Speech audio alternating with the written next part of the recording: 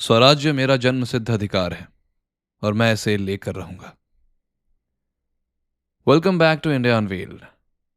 और आज हम बात करेंगे एक ऐसे त्योहार के बारे में जो सिर्फ एक त्योहार नहीं, एक आंदोलन भी था। लोकमान्य तिलक द्वारा गढ़ा गया एक अधिकार के लिए आंदोलन, ब्रिटिश साम्राज्य को स्वराज्य में बदलने का आंदोलन। चलिए शुरू करते हैं।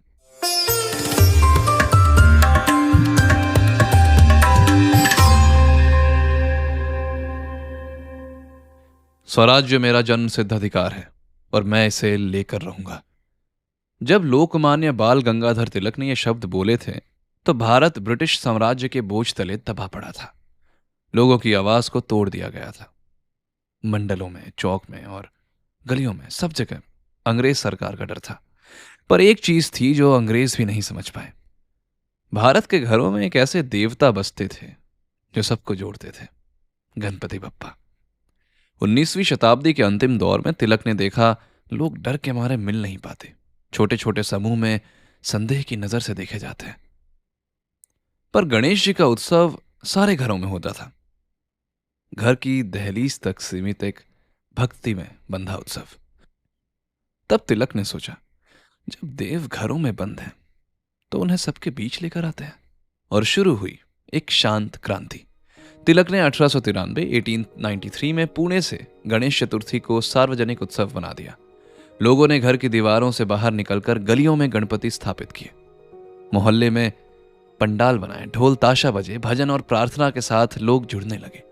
जहां अंग्रेजों ने बाजार में सभा पर रोक लगा दी थी, वहीं गणेश पंडाल लोगों की छुपी बैठक बन गए। कहते हैं कि तिलक के पंडालों में कवि सम्मेलन होता, क्रांतिकारी योजनाएं तय होती, भजन और कीर्तन के बीच आजादी के बीज बोए जाते। गणेश जी का प्रतीक बना विघ्न विनाशक नहीं बल्कि गुलामी विनाशक। और देखते ही देखते महाराष्ट्र से बंगाल, बंगाल से उत्तर भारत और फिर सारा देश गणेश उत्सव से जुड़ गया। हर मोहल्ले में एक पंडाल, एक गणपति, एक नए सपने की चिंगारी। लोकमान्य तिलक ने गणपति को भारत में एकता का सूत्र बना दिया। एक देव जो पहले घरों में ही पूजे जाते थे, अब वो गलियों में, बाजार में और हर एक नगर में सबको एक विचार दे गए, हम एक हैं और हम मिलकर आजादी लाएंगे। आज जब हम बड़े बड़े थीम पंडाल देखते हैं, लाल बाग चराचा से दगड़ू शेठ गणपति तक, उसके पीछे एक ही कथा बसती है। एक मूर्ति जो कभी घर में थी, आज वह पूरे देश की पहचान बन गई। तो जब आप गणपति पंडाल में जाएं, तिलक को याद रखना, क्योंकि वो सबसे पहले भक्त थे जिन्होंने गणपति को आंदोलन बना दिया था। अलग अलग कालखंड में भारत पर शासन करने वाले कई राजवंश गणेश चतुर्थी मनाते थे। महाराष्ट्र में सातवाहन, राष्ट्रकूट और चालुक्य वंश से शासकों के दौर में गणेश उत्सव की प्रथा थी। सातवाहन साम्राज्य मौर्य वंश के बाद उभरा था। 200 ईसा पूर्व से दूसरी सदी तक दक्षिण भारत के बीच के इलाकों पर सातवाहन वंश का शासन था। कहा जाता है कि सातवाहन वंश के राजाओं के वक्त गणेश पूजा शुरू हुई थी। पेशवाओं का दौर आया तो गणेश पूजा का चलन बढ़ा। पुणे में गणपति की स्थापना जीजाबाई ने की थी। छत्रपति शिवाजी भी गणेश जी के उपासक थे, लेकिन पेशवाओं के बाद यानी 19वीं सदी के आखिरी कुछ दशकों में गणेश चतुर्थी का पर्व घरों के अंदर सिमट गया था। इसी दौर में आजादी की लड़ाई लड़ रहे कुछ स्वतंत्रता सेनानी और भारतीय नेताओं ने गणेश चतुर्थी को सामाजिक एकजुटता का माध्यम बनाने की कोशिश की। वे सफल भी हुए। इन्हीं नेताओं में बड़ा नाम है बाल गंगाधर तिलक का, जिन्हें लोकमान्य की उपाधि दी गई। साल 1893 तिलक चाहते थे कि गणेश महोत्सव धार्मिक कर्मकांड तक सीमित ना रहे, बल्कि इसे आजादी की लड़ाई के लिए समाज को संगठित करने के उद्देश्य से भी मनाया जाए। वो चाहते थे कि पेशवाओं के घर से निकलकर गणेश की प्रतिमाएं सार्वजनिक मंचों तक आए। लेकिन एक अड़चन थी। इसी साल मुंबई और पुणे में दंगे हुए थे। कोई धार्मिक आयोजन होता तो फिर दंगे भड़कने की आशंका थी। एक साल पहले मानो 1892 में अंग्रेज एक नियम भी ला चुके थे, एंटी पब्लिक असेंबली लेजिस्लेशन। इस नियम के तहत अंग्रेज सरकार ने सार्वजनिक जगहों पर पब्लिक मीटिंग्स पर पाबंदी लगा रखी थी। कांग्रेस के नेताओं के दो धड़े थे, नरम दल और गरम दल। दादा भाई नौरोजी, फिरोज शाह मेहता, गोपाल कृष्ण गोखले, मदन मोहन मालवीय, मोतीलाल नेहरू, बदरुद्दीन तैयबाजी और सुब्रमण्यम अय्यर जैसे कांग्रेस के उदारवादी नेता सार्वजनिक आयोजनों के पक्ष में नहीं थे, ताकि दंगे जैसे स्थितियां ना बने। लेकिन गरम दल ने नेता सांस्कृतिक चेतना जगाने और लोगों को एकजुट करने के तर्क के साथ ऐसे आयोजनों के पक्ष में थे। तिलक का साथ लाला लाजपत राय, बिपिन चंद्र पाल, अरविंदो घोष, राजनारायण बोस और अश्विनी कुमार दत्त जैसे नेताओं ने दिया। इन सब के सहयोग से साल 1893 में तिलक ने गणेश महोत्सव करवाने वाली सबसे पहली मंडली शुरू की। इसका नाम था केशवी नाइक चाल सार्वजनिक गणेश उत्सव मंडल। इसके बाद अगले साल यानी 1894 में सार्वजनिक गणेश उत्सव शुरू हुआ। तिलक ने गणेश जी की एक बड़ी प्रतिमा स्थापित की। भारी तादाद में लोगों ने इस उत्सव में हिस्सा लिया। राम रावण कथा वाचन हुआ।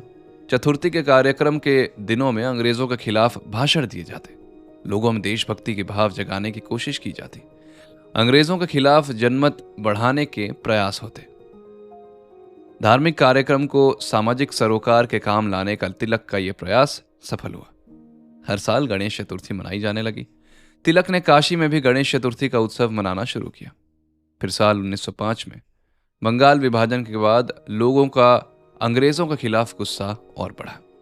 शहर में गणेश चतुर्थी के उत्सव के आयोजन के लिए जगह जगह मंच बनाए जाने लगे। स्वदेशी आंदोलन शुरू होने लगा।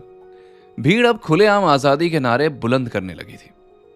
आगे चलकर देश आजाद हुआ और गणेश उत्सव का आयोजन हर साल चतुर्थी पर होता रहा और वक्त के साथ ये महाराष्ट्र के साथ साथ देश के दूसरे हिस्सों में भी मशहूर होता गया। अब महाराष्ट्र के गणेश पूजा की बात हो रही है तो लाल बागचा राजा के बारे में बात ना हो ऐसा थोड़ी हो सकता है। लाल बागचा राजा की पूजा लगभग 90 सालों से 1932 के आसपास से शुरू हुई है। ये वो दौर था जब भारत में आजादी की जंग धधक रही थी। इस समय इस इलाके को मीलों का गांव कहा जाता था क्योंकि यहाँ लगभग 130 कपास की मिलें थी। 1932 में किसी कारणवश ये मिलें बंद हो गई, जिससे यहाँ रहने वाले व्यापारी और मछुआरे समुदाय के लोग काफी ज्यादा प्रभावित हुए। कहा जाता है कि मछुआरों ने इस समय गणपति बप्पा से मन्नत मांगी कि अगर उनका रोजगार बचा रहा तो वे गणपति उत्सव मनाएंगे। स्थानीय लोगों के अनुसार सौभाग्यवश मछुआरों को अपना नया बाजार बनाने के लिए जमीन मिल गई और तभी से यहाँ लाल बागचा राजा की पूजा शुरू हुई। 1934 में लाल बागचा राजा गणेश उत्सव मंडल की स्थापना की गई थी। उसके बाद से ही स्थानीय निवासी लाल बागचा राजा को इस क्षेत्र का संरक्षक देवता मानते हैं। ये गणेश मंडल अपने 10 दिवसीय समारोह के दौरान लाखों लोगों को खासा आकर्षित करता है। इस प्रसिद्ध गणपति को नवसाचा गणपति, इच्छाओं की पूर्ति करने वाले के रूप में भी जाना जाता है। हर वर्ष केवल दर्शन पाने के लिए यहाँ करीबन 5 किलोमीटर की लंबी कतार लगती है। लाल बाग के गणेश मूर्ति का विसर्जन गिरगांव चौपाटी में 10वें दिन किया जाता है। इनकी स्थापना अपने मौजूदा स्थान पर लाल बाग परेल में हुई थी। पूर्व पार्षद कुंवर जी जेठाभाई शाह, डॉक्टर वी कोरगांवकर और स्थानीय निवासियों के लगातार प्रयासों और समर्थन के बाद रजब अली तैयब अली ने बाजार के निर्माण के लिए एक भूखंड देने का फैसला किया था। स्थानीय लोगों के अनुसार सौभाग्यवश मछुआरों को अपना नया बाजार बनाने के लिए जमीन मिल गई और तभी से यहां लाल बागचा राजा की पूजा शुरू हुई। 1934 में लाल बागचा राजा गणेश उत्सव मंडल की स्थापना की गई थी। उसके बाद से ही स्थानीय निवासी लाल बागचा राजा को इस क्षेत्र का संरक्षक देवता मानते हैं। कहा जाता है कि भगवान के प्रति अपनी श्रद्धा और सम्मान को दर्शाने के लिए मछुआरों ने इस जमीन का एक हिस्सा वार्षिक सार्वजनिक गणेश मंडल वर्तमान में लाल बाग को सौंप दी थी। अब बात करते हैं मूर्ति और प्रसाद से जुड़ी कुछ परंपराएं। लाल बागचा राजा की पूजा के साथ साथ इस मूर्ति और यहां मिलने वाले प्रसाद से भी जुड़ी परंपराएं काफी खास है। पिछले 90 सालों से लाल बागचा राजा की मूर्ति बनाने का काम एक ही परिवार, मधुसूदन कांबली का परिवार, पीढ़ी दर पीढ़ी से करता आ रहा है। सिर्फ मूर्ति ही नहीं, कहा जाता है कि इस मंडल में भगवान को चढ़ाए जाने वाले मोदक और लड्डू भी श्री भवानी केटर्स ही हमेशा से बनाते आ रहे हैं। लाल बागचा राजा के प्रिय बूंदी के लड्डू बनाने का काम यही केटरर्स करते हैं, जिन्हें बप्पा के भक्तों में प्रसाद के तौर पर वितरित किया जाता है। लाल बागचा राजा की सबसे बड़ी खासियत होती है कि यहाँ भगवान गणपति को एक राजा के तौर पर सिंहासन पर विराजमान किया जाता है। सिर्फ इतना ही नहीं, भगवान की मूर्ति यहाँ कई फीट ऊंची होती है, जो अपने आप में बेहद खास और भव्य है। ओम गण गणपतये नमः। यह मंत्र सिर्फ एक उच्चारण नहीं, ये वो शब्द हैं जो आदिकाल से आज तक गणेश जी के जन्म का गुणगान करते आए हैं। कहानी शुरू होती है कैलाश पर्वत पर, बर्फ से ढका, शांत और दिव्य। वहीं रहती थी पार्वती माँ, गिरिजा, शैलपुत्री, शिव की अर्धांगिनी। पर क्या आप जानते हैं, गणेश जी किसी देवता की कृपा से नहीं, किसी ऋषि के यज्ञ से नहीं, बल्कि पार्वती माँ के शुद्ध प्रेम और श्रद्धा से जन्मे थे। कहते हैं एक दिन पार्वती माँ स्नान कर रही थी, शिव जी साधना में थे। माँ ने अपने शरीर के लेप से एक कोमल पुत्र का निर्माण किया, मिट्टी और हल्दी से गूंद कर एक शिशु। उस शिशु में माँ ने प्राण फूंक दिए और यूं गणपति का जन्म हुआ। पार्वती माँ ने उस बच्चे से कहा, तुम मेरे पुत्र हो, तुम मेरे आज्ञा के बिना किसी को अंदर मत आने देना। और गणेश जी माँ के आदेश के रक्षक बन गए। तभी हुआ कुछ ऐसा जो स्वर्ग से लेकर पृथ्वी तक सबको आश्चर्य में डाल गया। शिव जी तपस्या से लौट कर आए और दरवाजे पर उन्हें एक अनजान बालक ने रोक दिया। शिव जी बोले, मुझे अंदर जाने दो, पार्वती जी मेरी अर्धांगिनी है। गणेश जी बोले, उन्होंने कहा है जब तक वो स्वयं नहीं कहेंगी कोई अंदर नहीं जा सकता। ऐसे कठोर संकल्प और मां भक्ति पे खुद शिव जी भी क्रोधित हो गए। उन्होंने अपने गणों और देवगणों से कहा, इस बालक को हटाओ। लेकिन गणेश जी एक अकेले बालक पूरे देवगणों पर भी भारी पड़ गए। सबसे लड़ते रहे, वीर भक्ति की मिसाल बन गए। आखिर में शिव जी ने त्रिशूल उठाया और गणेश जी का शीश अलग कर दिया। कैलाश पर शोक छा गया। पार्वती मां विलाप कर उठी। उनके पास पूरे ब्रह्मांड को संकट में डालने की शक्ति है। उनके शोक से प्रकृति कांप उठी। तब शिव जी को भूल का एहसास हुआ। उन्होंने देवगणों से कहा, पृथ्वी पर जाओ, जो पहला प्राणी मिले उसका मस्तक ले आओ। तब उन्होंने एक हाथी का शिशु देखा, उसका सर ले आए। शिव जी ने हाथी का मस्तक गणेश जी के शरीर पर स्थापित किया और प्राण वापसी का मंत्र उच्चारण किया। गणेश जी पुनर्जीवित हुए और बन गए विघ्नहर्ता, प्रथम पूज्य। उनकी पूजा सभी देवताओं से पहले होने लगी और इसीलिए गणेश जी के रूप में है सबसे बड़ी सीख, माँ की भक्ति, पिता का ज्ञान और विघ्न को हटाने की शक्ति। आज जब हम गणपति को मोदक चढ़ाते हैं तो वो सिर्फ प्रसाद नहीं, वो माँ पार्वती की ममता और गणेश जी की अमर कहानी का स्मरण होता है। गणेश जी हमेशा याद दिलाते हैं, हर कठिनाई में एक नई शुरुआत संभव है। वक्रतुंड महाकाय सूर्यकोटि समप्रभा। ये मंत्र सुनते हैं गणेश जी का विशाल हाथी मुख और एक दंत का रूप आंखों के सामने आ जाता है। पर कभी सोचा है क्यों गणपति जी के दो नहीं, सिर्फ एक ही दांत है? और क्यों एक विघ्नहर्ता को एक छोटा मूषक धरती भर का बोझ उठाने में मदद करता है? कहानी कहती है, एक दिन गणेश जी महर्षि वेद व्यास के साथ बैठे थे। वेद व्यास जी महाभारत लिखवाना चाहते थे, लेकिन कोई भी देवता या ऋषि इतना तेज नहीं लिख सकता था जितनी तेज से वेद व्यास जी बोलते जा रहे थे। तब गणेश जी ने कहा, मैं लिखूंगा, लेकिन एक शर्त है, लिखने में कोई रुकावट नहीं होनी चाहिए। वेद व्यास भी मुस्कुराए, ठीक है, पर तुम भी बिना समझे कुछ नहीं लिखोगे। ये लिखने का समय दिन रात चला। एक समय आया जब गणेश जी का कलम टूट गया, पर उन्होंने कहीं रुकने से बेहतर समझा अपना दांत तोड़ देना और उसी से लिखते रहे। तब से उन्हें एक दंत भी कहा जाता है, एक दांत वाले। एक दांत त्याग और दृढ़ता का प्रतीक है। जब उद्देश्य बड़ा हो तो कुछ त्याग भी करना पड़ता है। अब बात करते हैं मूषक राजा की। क्यों एक हाथी मुख देवता ने एक छोटे से मूषक को अपना वाहन बनाया? एक कथा कहती है, एक असुर था, गजमुखासुर। उसने शिव भक्ति से वरदान पाया और सबको परेशान करने लगा। गणेश जी ने उस असुर को मूषक में बदल दिया और बोला, अब तू मेरा वाहन बनेगा। तब से मूषक विघ्न, अहंकार और अंधकार का प्रतीक है, जो गणेश जी के चरणों में समर्पित हो जाता है। मूषक हमेशा नीचे रहता है, पृथ्वी से जुड़ा है, और गणेश जी उसके ऊपर बैठकर दिखाते हैं कि जो भक्ति में झुक गया वो सबसे बड़ा हो गया। और मोदक, क्यों सब गणेश जी को मोदक ही चढ़ाते हैं? क्योंकि मोदक ज्ञान और आनंद का प्रतीक है, एक खिले फूल जैसा, मिठास से भरा। जिस घर में गणपति के मोदक बनते हैं वहां मिठास और समृद्धि कभी खत्म नहीं होती, ऐसा माना जाता है। इसलिए हर पूजा के बाद गणपति के बिना मोदक का प्रसाद अधूरा माना जाता है। ध्रुवा, हरी हरी ध्रुवा घास जो गणेश जी को बहुत प्रिय है। ये हरितिमा प्रकृति और शुद्धि का संकेत है। छोटी छोटी दुर्वा गांठ करके चढ़ाई जाती है, जैसे भक्त अपने विचारों को गांठ करके, बांध करके गणपति को अर्पित करते हैं। तो जब अगली बार आप गणपति की मूर्ति देखें, एक दंत, मूषक, मोदक और ध्रुवा, तो याद रखिएगा ये सब सिंबल सिर्फ डेकोरेशन नहीं, ये सीख है।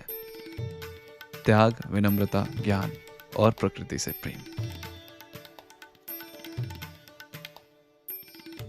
गणेश जी के चरणों में विघ्न मिटाने की शक्ति है, पर बुद्धि और प्रेम से बड़ा कोई शस्त्र नहीं। इस कथा में यही सीख छुपी है। कहानी कहती है, एक दिन पार्वती माँ और शिव जी के पास उनके 2 पुत्र आए, गणेश और कार्तिकेय। दोनों में बहुत प्रेम था, पर थोड़ा विरोध भी। कार्तिकेय वीर योद्धा थे, तेजस्वी और गति में तेज। उनका वाहन था मयूर यानी मोर। और गणेश जी थोड़े मोटे, हाथे मुख वाले, मूषक पे सवार। देखने में ही सबको लगता था कि कार्तिकेय ही हर मुकाबले में जीतेंगे। एक दिन दोनों भाइयों में चर्चा छिड़ गई, कौन ज्यादा बुद्धि और गतिवान है। शिव जी ने मुस्कुराते हुए कहा, जो पृथ्वी की 3 बार परिक्रमा सबसे पहले पूरी करेगा, उसी को सबसे प्रथम पूजनीय माना जाएगा। कार्तिकेय बिना समय गवाए अपने मयूर पर सवार हुए, आकाश में उड़ गए, पहाड़ों पर से गए, समुद्रों को पार किया। उनका वेग देखकर देवता भी आश्चर्य में थे। इधर गणेश जी अपने मूषक पर बैठे थे। सबको लगा ये तो कभी जीत नहीं सकते, पर गणेश जी तो बुद्धि के देवता हैं।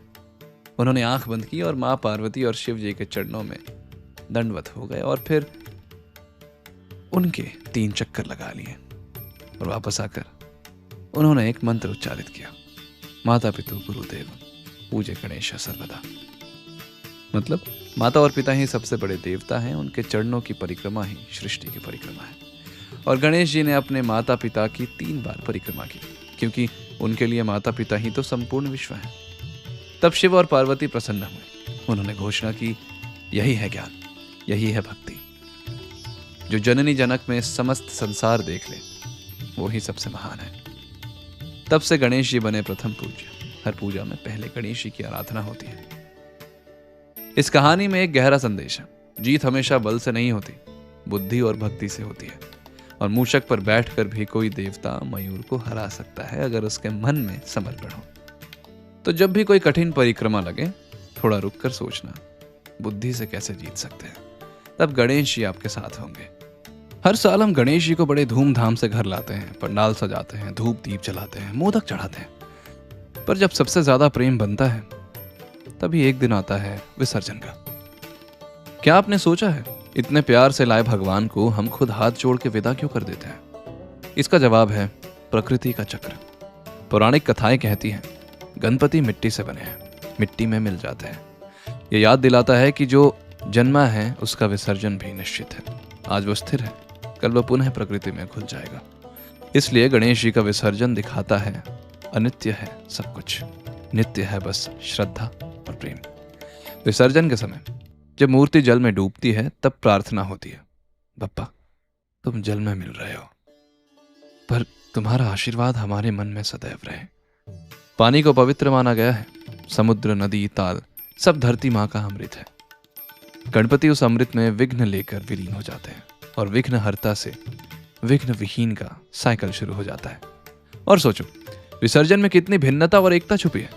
कोई विसर्जन बैंड बाजा से करता है, कोई नदी किनारे शांत मंत्र उच्चारित करते करता है, लेकिन सबका लक्ष्य एक है, बप्पा से विदाई। लेकिन प्रेम सदैव। कोई रो पड़ता है, कोई ढोल बजाकर गम मिटा देता है, पर हर दिल बोलता है, अगले बरस तू चल दिया। आजकल इको फ्रेंडली विसर्जन भी इसी प्रकृति चक्र का हिस्सा है। कई लोग मिट्टी के गणपति को घर के बगीचे में विसर्जित कर देते हैं। मूर्ति घुलती है, पौधा उगता है और गणपति फिर से जन्म ले लेते हैं। ये विसर्जन सिर्फ मूर्ति को डुबाना नहीं, ये एक याद है कि हर अंतिम एक नई शुरुआत है। जितना प्रेम दिया वो जल में घुलकर बारिश बनकर लौटेगा। अगली बार जब बप्पा घर आएंगे, वही मिट्टी फिर से रूप बन जाएगी। तो अब अगले विसर्जन पे आप गणपति बप्पा मोरया के जयकार लगाओ। एक बार जल में झांक कर देखना, उसमें बप्पा की मुस्कुराहट जरूर मिलेगी। गणेश जी की पूजा सिर्फ बड़े मंत्र और पंडालों तक सीमित नहीं। गांव गांव, गली गली, परिवारों में छुपी उनकी लोक कथाएं और उनके चमत्कारों को सदैव जीवित रखती है।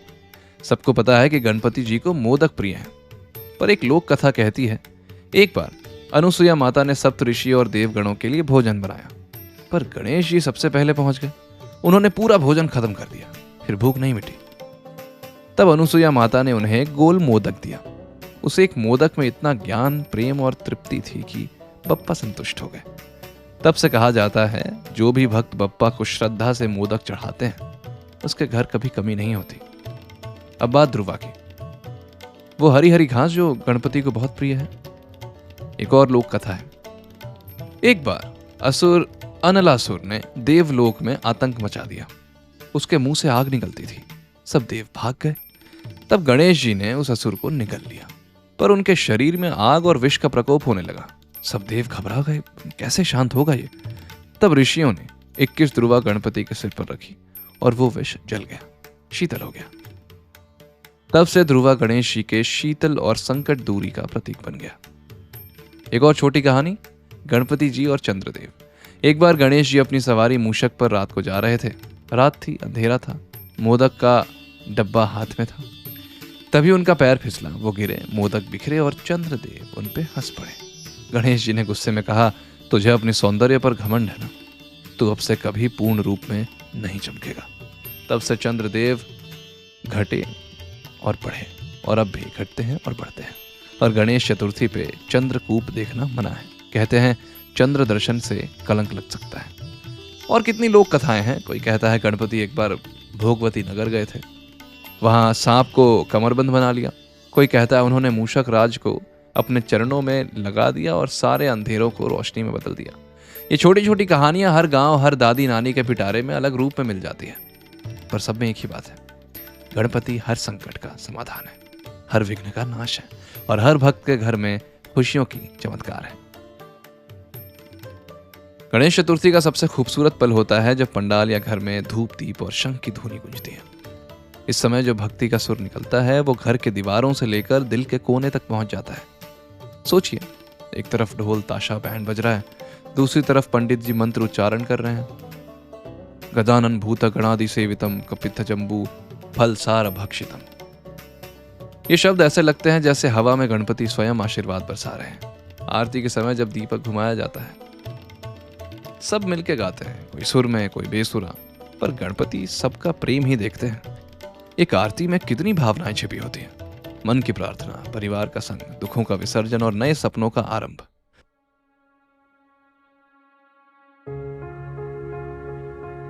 तो ये था गणेश चतुर्थी का इतिहास इंडिया अनवील्ड पे। आशा है कि आपको यह एपिसोड पसंद आया होगा। अगर आपको ऐसे ही कुछ और एपिसोड्स सुनने हैं, भारत के बारे में जानना है, तो प्लीज चेक कीजिए एपिसोड लिस्ट और अपने थॉट्स ज़रूर मुझे मेल कीजिए, इंस्टाग्राम में मैसेज कीजिए। अगर आप चाहते हैं कि मैं किसी टॉपिक पे एपिसोड बनाऊं तो आप सजेस्ट भी कर सकते हैं। मैं मिलता हूं आपसे अगले एपिसोड में, तब तक take good care of your health. This is Rakesh signing off from India unveiled. Thank you for listening.